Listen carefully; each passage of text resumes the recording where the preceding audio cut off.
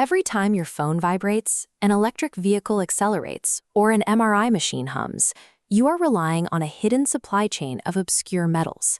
This dependency reaches into the most advanced national security systems. Each F-35 fighter jet, for example, requires nearly half a ton of these materials to power its guidance systems, radars, and internal electronics.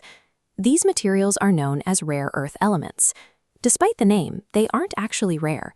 Small amounts exist all over the planet. The difficulty is that they are highly dispersed and locked deep inside ordinary-looking rock, making them incredibly challenging and costly to extract. Turning raw rock into technology requires a multi-stage refining process. Once separated, these elements are forged into high-performance permanent magnets, the essential components that drive almost every modern electric motor. This chart visualizes global rare earth processing and permanent magnet production capacity. Look at the massive share on the right. A single nation, China, controls roughly 94% of all global magnet production and the vast majority of the refining process. And this tiny sliver left over, that represents the combined capacity of the entire rest of the world. The entire technological backbone of the 21st century is currently resting on a single, highly vulnerable bottleneck. The United States originally built this industry.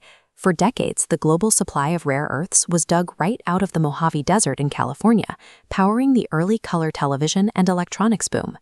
But separating these metals from the ore requires massive amounts of water and toxic acids.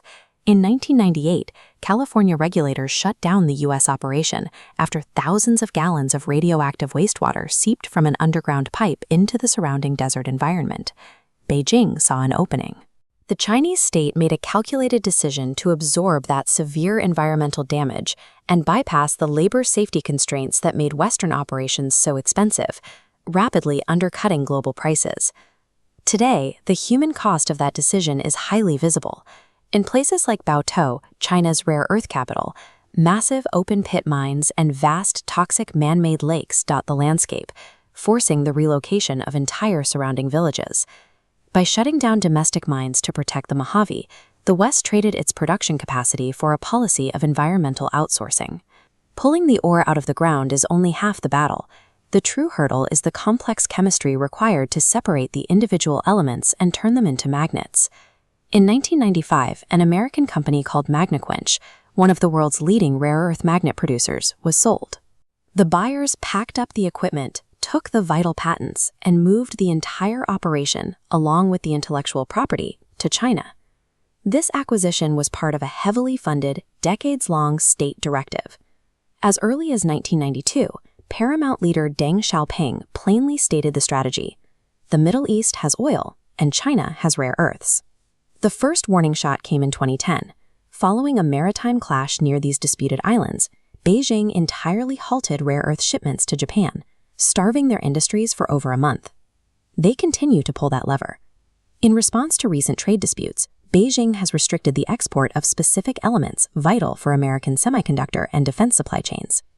By surrendering the intellectual property and refining capacity decades ago, the West handed a geopolitical trump card to a single supplier, one capable of crippling foreign industries overnight.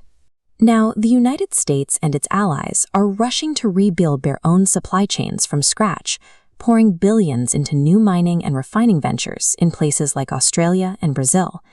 This chart compares immediate demand against the reality of building new infrastructure. Bringing a single new processing facility online and mastering the complex separation techniques takes anywhere from 10 to 15 years. That massive delay is pushing governments and corporations to look for radical alternatives. Right now, one of the largest untapped reserves of battery metals sits 3 miles straight down. Spread across millions of square miles in the Pacific Ocean's Clarion-Clipperton zone are countless potato-sized rocks known as polymetallic nodules. They are naturally packed with exactly the elements needed for modern electronics. The desire to bypass a terrestrial monopoly is driving humanity to invent an entirely new, multi-billion-dollar industry on the ocean floor.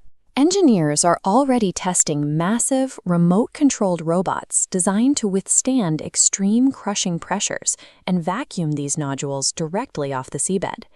To prevent a chaotic gold rush, 168 nations, including China, have ratified a UN treaty outlining how to lawfully divide and govern the international seabed.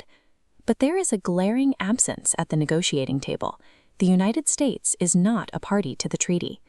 Successive attempts to join have been blocked by a coalition of senators concerned about ceding American sovereignty to an international organization.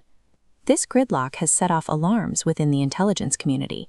Former Director of National Intelligence John Negroponte and others warn that while American companies are legally sidelined from securing licenses, China is aggressively locking down the largest parcels of the deep ocean. Challenging a global monopoly demands a massive financial investment, paired with consistent political willpower. Without both, the West remains beholden to a single nation for the security and technology of the next century.